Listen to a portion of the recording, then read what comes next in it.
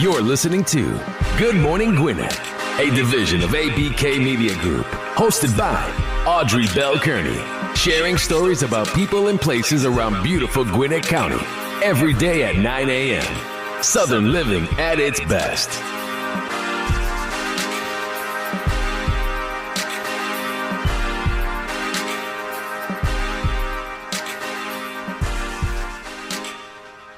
Good morning, and welcome to another episode of Good Morning Gwinnett. I'm your host, Audrey Bell Kearney. Glad to be here with you this morning. Another beautiful day here in Gwinnett County. Nice temperature this morning. You know, it is winter time. Well, not quite winter, it's still fall, but still a little chilly for me. But hey, listen, what can you do? You got to be able to go with the flow. Got a great guest coming up shortly, but before I get to my great guest, I want to tell you a little bit about my People Helping People nonprofit for today. So listen, as I say every day, one of the things I love about being able to do this show is being able to shine the spotlight on people helping people. And we all need to help someone at some times. And, you know, there are organizations out here who have done a lot of great work in helping people get back on track. We spoke about one yesterday. Hope you got a chance to check them out and maybe go over and support them. And we have another one today. This one is called Rainbow Village. What I really like about Rainbow Village is that it's set up to address almost every aspect of a family's life. They have self-sufficiency skills training. You know, that's really important because not a lot of people have the right skills to help them get to the next level in their business. I remember I was a job coach in Jersey City, and that was a very tough job for me. So a job coach back then was a person who went through a little certification program, and once they went through the program, they were able to help women who were on welfare get back on their feet. And I think I was about 28 years old. I might have been 30.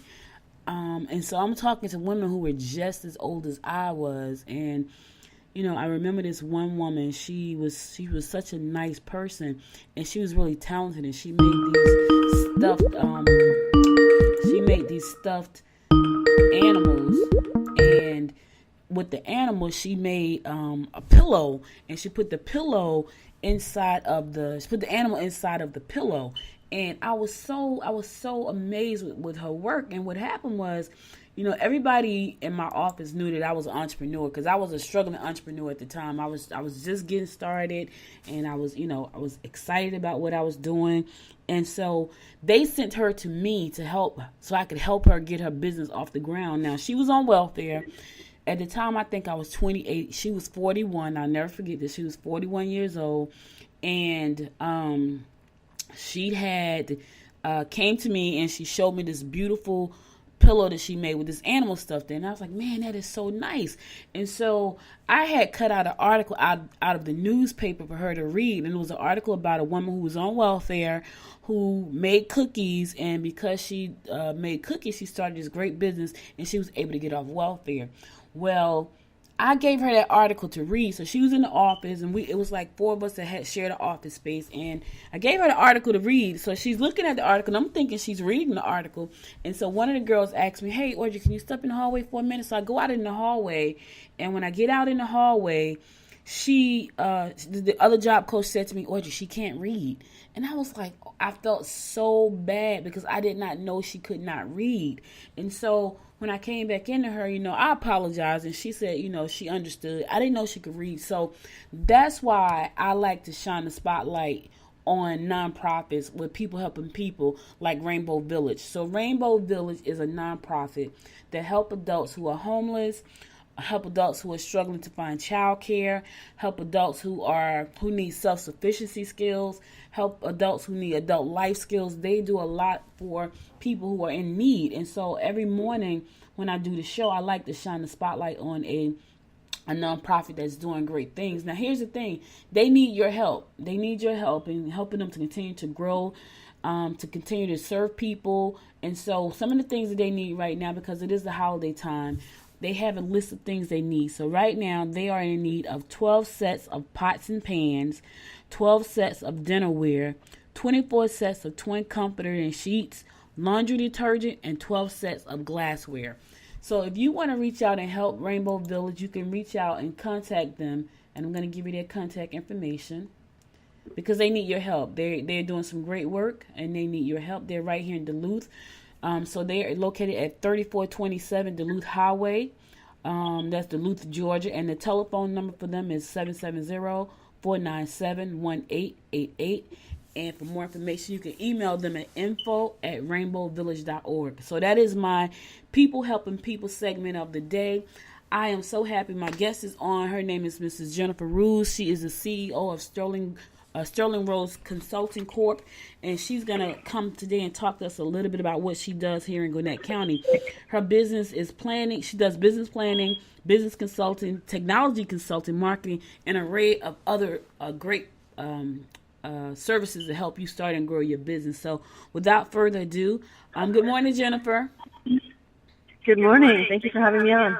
Oh, you're very welcome. Very welcome. So I know you're a busy woman, and thank you for coming on because I know you're busy. I see you all over the place most of the time, and I really appreciate the fact that you took the time out to spend a few minutes with me here today and my listeners live to talk about what you do and the services you offer. So first I want to start, because I think we talked one time before, and you told me you were not originally from Georgia. Is that correct? That's correct. I'm originally from New Jersey, but have lived all over the world before I moved here. So now, how did you manage to, okay, so were you in the military, or you like to travel and you lived all over the world? No, actually, I was not in the military or from a military family. My parents lived in basically the same towns their entire existence, and then in the same state until I was 17. But I left and went away to college, and then I just started traveling, and then my path through business has taken me all over the world through working in technology corporations and large-scale organizations to what I do now. And I was just, growing up, my parents instilled in us not to be afraid of change. So when opportunities presented themselves, I took them. Oh, and ended up moving everywhere. That's so cool. So what is some of the most exciting places that you got the chance to visit? Ooh, to visit or to live? To live. Let's talk about the living part of it. To live, I got a chance to live in London. I lived in Russia and China, and Australia, and I've lived all over the United States. Oh my God! So I've seen some really amazing places, and I visited a lot more than that. So how was it living in Russia? It was good. I have to say, though, that at this time of my life, I'm really not a big fan of the cold. So even here in Georgia, this morning was freezing for me. But I thought it was amazing. The people were wonderful. They were very welcoming.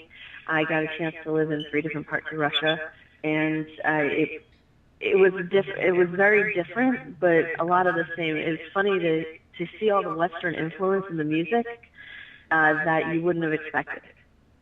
Oh, cool. You know, so much stuff we hear about Russia today, and, you know, I would probably be afraid to go to Russia. So, you know, it's just interesting that you say you got a chance to live there. That's really cool, because I think with all the stuff we hear going on today, you're like, oh, my God, I'll never go to Russia, you know.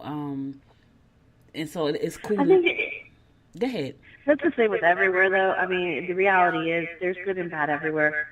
And it's just being careful and just not being afraid to experience different things, because people are the same. You'll find there are more similarities with people all over the world than you realize.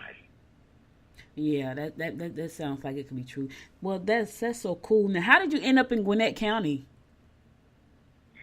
That was personal, actually. My parents had moved here almost 22 years ago, and my father became ill. So I came here to help my family. And you wind up saying how long? A little over 5 years. 5 years ago? Yeah, it was 5 years in October. Okay, cool. You know, we've been here about the same time, because I'm from Jersey, too. I was born in Georgia, but I was raised in Jersey. And I've been here a little bit over 5 years now, and I'm telling you, I love it here. I mean, Jersey is what I know, but I actually love it here. And people, it's so funny, because my friends, when they think of down south, they think of country. Now, if they go to my hometown where I was born in Albany, Yeah, it may be a little shock for them, but when they think of down south, they always think, "Oh my God, it's the country." And so when they come to visit me, they see, "Oh my God, this is beautiful," And so I'm happy to be here.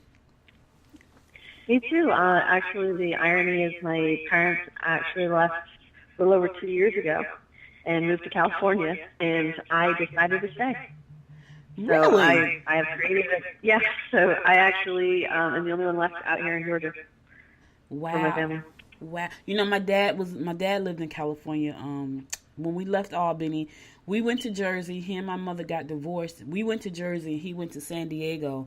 And I got a chance to go to San Diego at Christmas time. That was my first time going. And it was like the weirdest thing because I'm used to cold, maybe snowy Christmas. And it was 88 degrees at Christmas time. And that was my first time leaving my mom. I think I was 19 years old, my brother and I. And it was so freaky because I'm like, oh my God, it's 100 degrees out here. Because that's what it felt like coming from Jersey in December. And it was just, and they had a white Christmas tree. It was crazy. I was like, okay, yeah, I want to go home. But, okay, cool. So listen, I looked at your website and your bio. You guys do a lot of amazing things. And you do, business planning, business consulting, marketing, tech consulting. You help a lot of people in a lot of different areas in business. And the one that I want to jump into, though, is always marketing because I feel like a lot of the people that listen to the show are already in business. And you can tell me what you think, but I feel like most of the people that listen to my shows are already in business, and a lot of them are stuck trying to figure out how to navigate this crazy marketing world that we live in with so many platforms and tools and techniques and strategies, and it's just a lot. And so how do you, first of all, tell me this, what is the difference between a strategic plan, marketing plan, and a tactical marketing plan?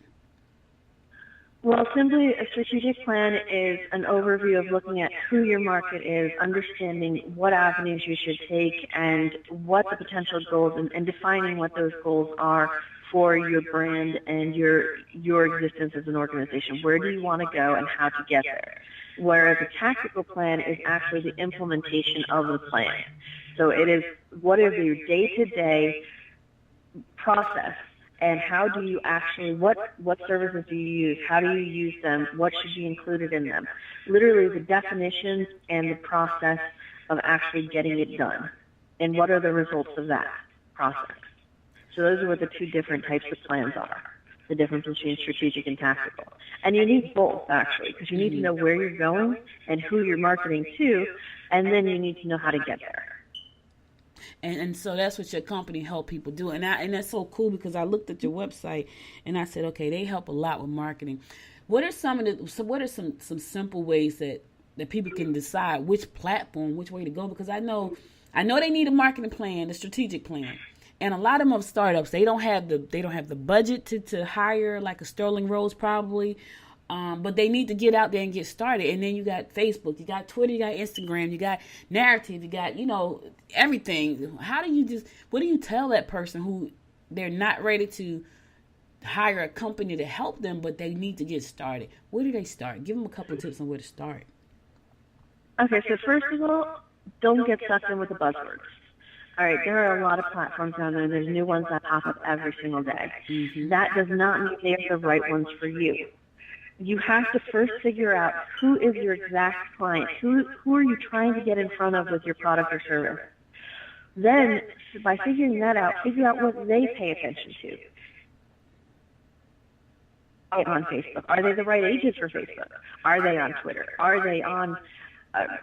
Does it make more sense to go to a networking event and meet people in person because of your geographic location? Are they part of not-for-profits? Are they a part of something that listens to certain podcasts, such as this one? Who is the exact market that you're trying to get in front of? Because marketing is not about getting in front of the most amount of people. It's getting in front of the people that will buy your service or product. It is about conversion.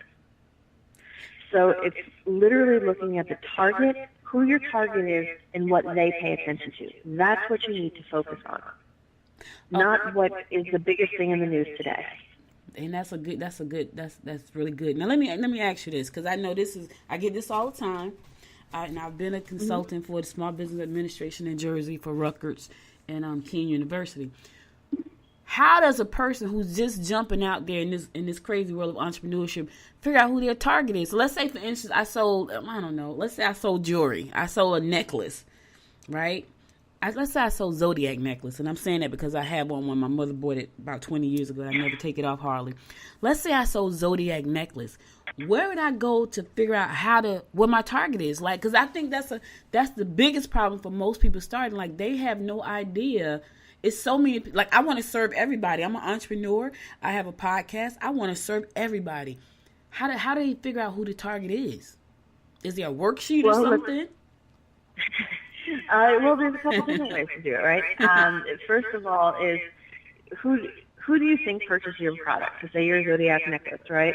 You know that majority of people who wear your product are going to be women. So chances are that women are going to be the ones that are going to be the ones purchasing the product, except during holidays, such as Valentine's Day or Christmas. Then you want a bigger kind of a marketing play to go after the people who buy for the women. But you're still going to market to women of a certain age who purchase that product. So you know basically that the people out there wearing a Zodiac necklace are probably between the ages of 16 and 45 years old, right? Mm-hmm. It's just a guess. I mean, there's a lot of guessing in marketing, don't get me wrong, but they're educated guesses.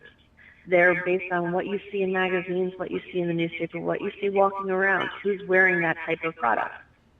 And then from there's a lot of statistics that you can get online.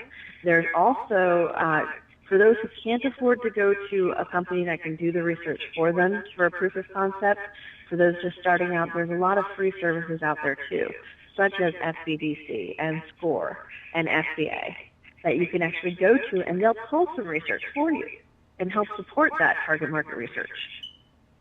That's true, because when I was working with SBDC, one of the things we did do, and I remember this one woman came in, and I was talking to her, and she wanted to start a cupcake business. And I said to her, do you know how to bake? And she said, no. I said, have you ever worked in a bakery? And she said, no. And I said, well, what will make you want to start a cupcake business? And she said, I just think cupcakes are delicious. And I said, well, you might want to learn how to bake first. You might want to spend a little time with a bakery. It was so funny, but I would get those people all the time. They just had these big ideas, and they just want to start a business. And my biggest one was, oh, well, they told me that I'm really good at that. What do you think? Do you want to quit your job and do that? So that is cool. So listen, there is a, I had to ask you this because this is a little scary for me. Artificial intelligence. What's your thoughts on that when it comes to chat bots and traffic bots? And because I know now, if you want to do some automated marketing, especially on Facebook, they have a chat bot. And the chat bot, you go in there and you put in some questions, and the chat bot answer them for you. I don't know. I'm a little bit uncomfortable with that. So can you touch on that a little bit? Well, I mean, artificial intelligence is good and bad, right? It gives, just like anything else, right? It allows you to get some quicker information and quicker availability to certain information from questions that are basically in your frequently asked questions areas, the things that already have pre-answered questions. The problem is with that is if you are a business owner or a new business person, and there is an existing business that's trying to grow, and you have a question that needs a lot more in-depth information and descriptive information, it gives you stagnant. It's not specific to your need. So all they're doing is giving you the general answers that are in their system. So that is where it becomes an issue. Now, as AI becomes more sophisticated, it's supposed to be able to learn and be able to provide information that's more specific to an industry or a person. But right now, I'm not convinced that that's going to be the most helpful thing. It'll provide you generalized information, which is great. But the reality is every business has different seasonality. It has different ramp-up periods. It's got different ways of looking at cash flow and costing and who the marketplace is, how to address that market. Also geographically, what times of year to do different kinds of promotion and different kinds of things to get the product out there. It does not take any of that into account yet. And so that's why going to a real person who understands the industry, who understands your model, who can look at the business as a whole, who's done it before, can give you a lot more insight into that than AI right now. But again, for general information, it's not a bad start. Okay, and yeah, because that scares. That's what scared me about it. When I looked at it, it sounded intriguing. Oh, so I can put something on Facebook and it'll answer questions for me, and I don't have to be there. So I was excited about that. But when I looked at that, I said, well, what if it's a question that the chat box can't answer? And then I'm missing. I'm having bad customer service with my clients because I can't answer the chat bot can't answer the question. So that was a little scary for me, but I just wanted to know what you thought about that. I can tell you that I do like the AI that's attached to Alexa when the Echo Dot. So we're going to be pretty soon. This show is going to be on Alexa. So you can say, Alexa, play Good Morning Gwinnett, and it'll play. So I do like it for that reason. Oh, no, AI is fantastic, and as it continually progresses, I think it's going to be great moving forward. I think it's going to help a lot of people. It's going to also help with a lot of cash flow issues on trying to use things like outsourcing of call centers in some cases. Mm-hmm. But, again, don't call in thinking you're going to get very specific information. It's still a lot of the information that will be answered properly are going to be what's created by a frequently asked questions section. Oh, that's cool. So listen, I know you help a lot of people do a lot of things. Do you have a case study that you can share with us about how you help the company take a huge leap forward in their business? Yeah, actually, I have a great project I'm working on right now, and we started by doing just a business plan and literally worked through the business plan, did the financials, actually helped them acquire their financing and are continuing to acquire their financing. But then we took it a lot of steps forward. We created their entire back office, meaning that we set up the accounting systems. We worked with them on vendor acquisition, financial acquisition. I brought in project management staff, found construction crews, found locations, helped them with location and destination, location space, paperwork behind that, and then went even farther than that and actually did the expansion and the construction expansion. And we are actually going to be opening the first 2 locations this year. The first one should be open next week.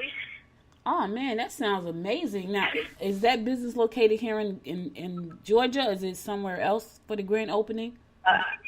The grand opening will be here in Georgia, actually. Okay, cool. Then you got to keep us abreast on that. I'd love to come out. We're going to do a formal grand opening early next year. We're going to do our soft opening this year before the holidays, and looking forward to, because that's going to be a mass thing, and we're going to actually be expanding and opening here in Gwinnett County in the first quarter. So that's a fun one. Other ones that I've helped create restaurants and cafes and alcoholic ice cream shops and urgent care centers. I've helped promote all different kinds of industries across the board, across the world. I have just over 1,600 clients all over the world. Wow. You said something that just got me. My husband is a great cook. He's a wonderful cook. He does most of the cooking in the house. Well, he does pretty much like 97%. Every now and then I cook something. Like last night I made a quiche, and he was like, oh my God, that's delicious. He thinks nobody can cook but him. And I was like, yeah. But he told me just yesterday, Jennifer, Audrey, I think I want to open my restaurant next year.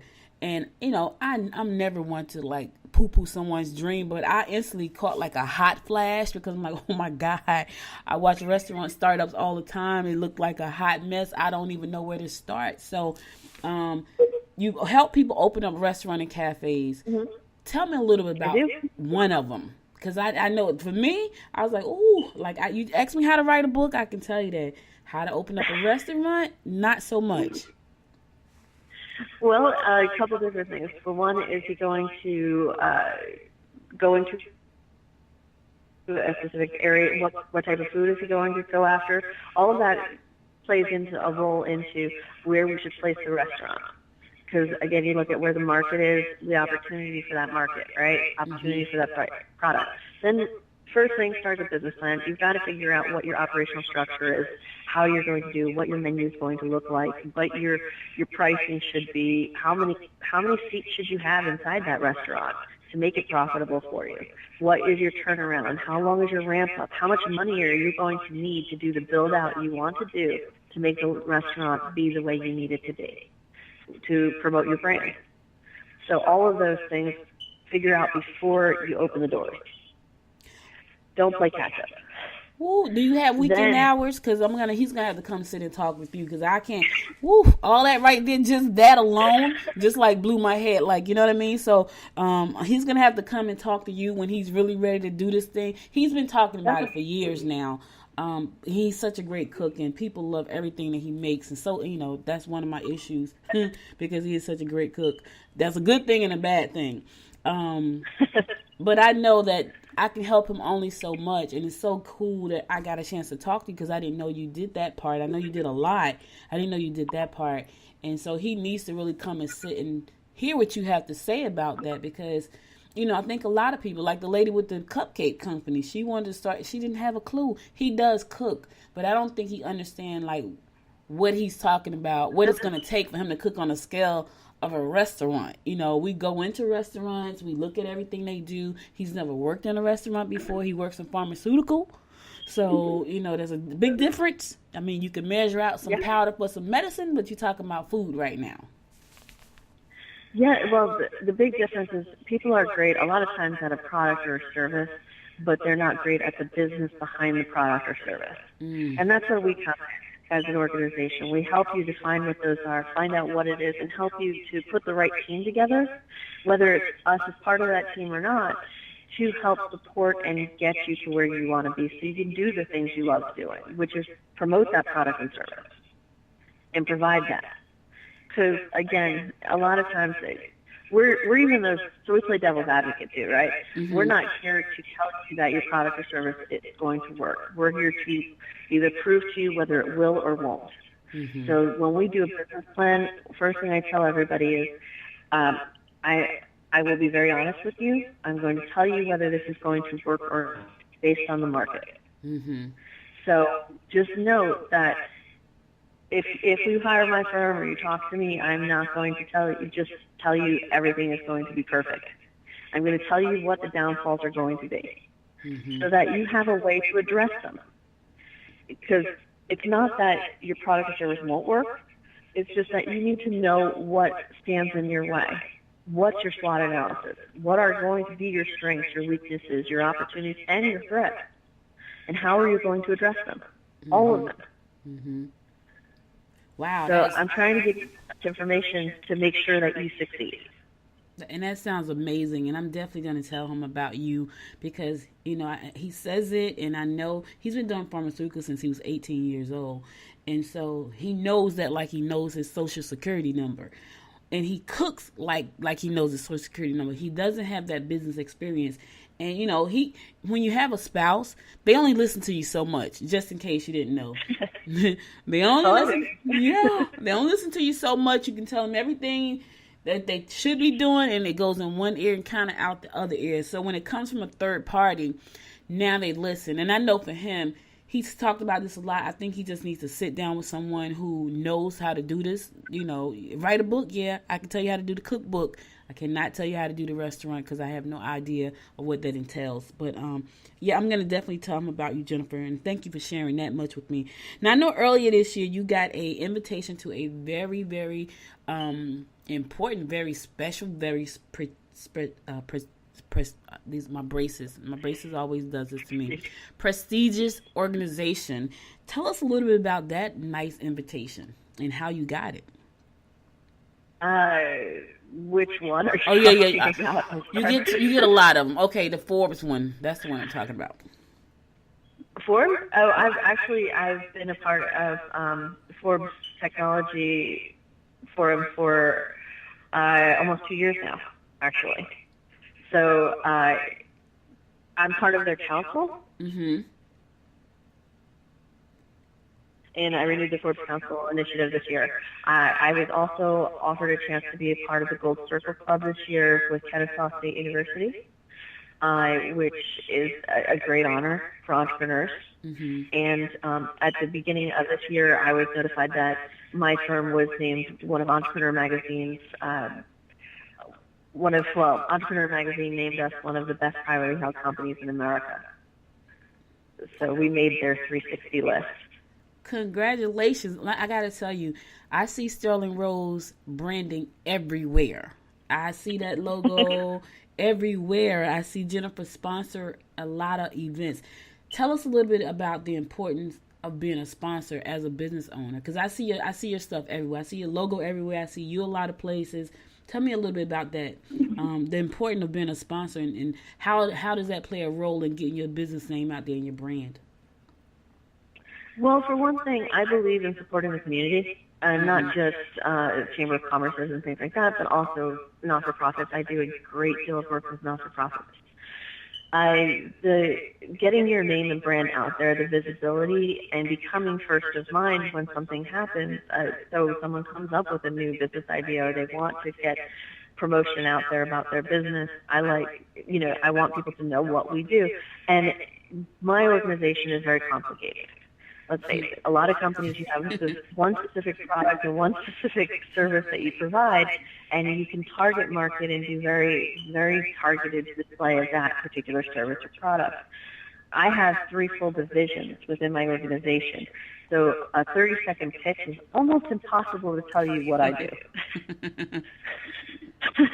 So by getting my name out there and getting the brand out there, people can come to me and set up a time to understand more about what my business does and what my staff can provide for them. So that's part of why that's important for me. Second, it's a way for me to give back. By a lot of the times you see my branding is for working with not-for-profits or working with the community or the Chamber of Commerce or economic development.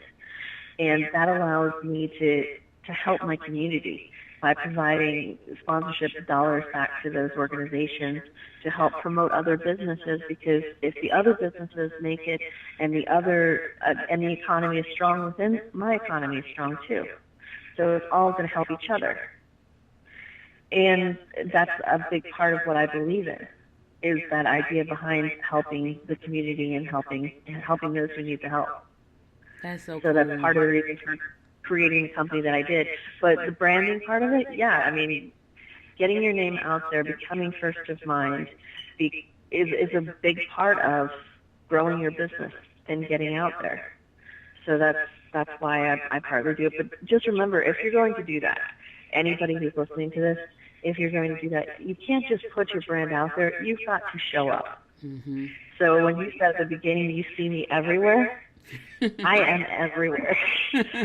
Someone from my staff or myself will be at every event that we sponsor. And because it's about consistency. Mm-hmm. You can't just put your name out there and not show up. People, it's not a field of dreams. You don't build it and they shall come. It is, you build it, you support it, and you promote it. And when I tell you, ladies and gentlemen, I see the Sterling Rose logo and Jennifer everywhere. They are, and and it's so cool that she said her one of her main things is give back. That's why I do at the top of the show, people helping people, because I just know that there are some people. I worked in an organization that helped women who were on welfare. That's hard work. Like, you may not think it is, but it really is, because you're not only dealing with the fact that they may be unemployable because they don't have the necessary skills. They need people skills, all kinds of things, and it's really hard. I mean, it was depressing. I'm not going to lie. When I worked with those women, it was depressing because I could not help them the way they needed help. Not only that, I was very young. I think I was 28 years old talking to 41-year-old women. So the fact that she's giving back and the fact that I'm giving back, you got to think about your community too, because the people that help people, it's hard work, and they need your help to continue that hard work. So, again, thank you, Jennifer, so much for sharing that with us. I mean, you shared some really great information here with us today, and I know there's somebody out there who's saying, you know what, I need to talk to her. How can someone get in contact with you? You can call me. is 470-202-8659. That's my actual cell phone. I'm happy to call. You'll leave a message. If I don't pick up, I will call you back. You can reach myself by email or my executive assistant. She controls my life. I love her to death. Her email is gmoore@sterlingroseconsultingcorp.com. You can leave a message through our website, or you can go to info@sterlingroseconsultingcorp.com. Again, thank you so much, because I know you are a busy woman doing great things here in Gwinnett County and around Georgia, not just and around the United States, because you're about to launch something really big. And I just want to thank you for taking the time to do this show with me this morning. If anything I can do to help you continue to do what you do, please don't hesitate to reach out to me. Listen, everybody, another great episode here on Good Morning Gwinnett. We are doing amazing things here in Gwinnett. If you want to check us out, listen, go to exploregwinnett.com.org, I think it is. And there's a lot of events there. They do a lot of great things over there. But if you want to listen to more shows like this one, be sure to go to goodmorninggwinnett.com, and you'll hear this show, past shows, upcoming shows. I got another great guest tomorrow. She's a social media strategist, and she's going to be talking to us about, her name is Kiana Butler. She's going to be talking to us about how to navigate the social media waters when you're just starting out. Again, Jennifer, thank you so much, and I look forward to talking to you again. I'm sure I'll see you around, because you are everywhere, and probably tomorrow morning at the breakfast for the chamber, because I'll be there in the morning. I'll be there as well. I'll see you tomorrow then. So tomorrow, ladies and gentlemen, I'll start at 11 o'clock tomorrow, because I have to go out to the chamber, because, listen, you heard it from the pro herself. I need to be everywhere. So at 7:30 in the morning, I will be at the chamber breakfast. But check me out tomorrow at 11 o'clock. Thank you so much, Jennifer, for being my guest today. Thank you so much for having me. You're welcome. All right, everybody, talk to you tomorrow. Until next time, make it a great day. You've been listening to Good Morning Gwinnett.